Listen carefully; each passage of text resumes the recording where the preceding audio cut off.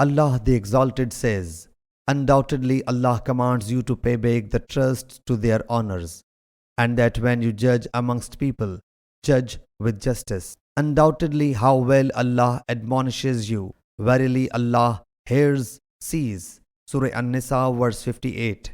Hazrat Abu Dharr radiyallahu anhu reports, "I was in the company of the Prophet sallallahu alaihi wasallam when he saw the Mount Uhud.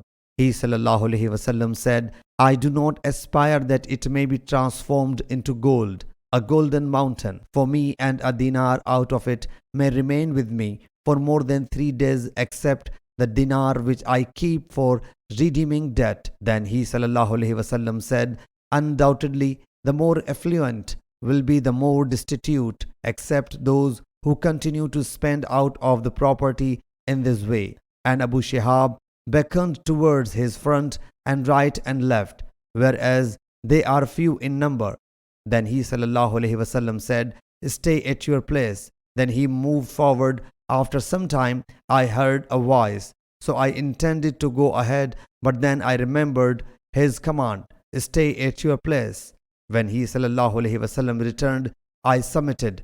"O Allah's Apostle sallallahu alaihi wasallam, I heard a voice." He sallallahu alaihi wasallam said, "Yes, Jibreel alayhi salam came to me and said, whosoever of your ummah dies without associating any partner with Allah Jalla Jalaluhu will enter paradise." I said, "Though he performs such and such deeds?" He sallallahu alaihi wasallam said, "Yes." Sahih Bukhari, Hadith number 2388.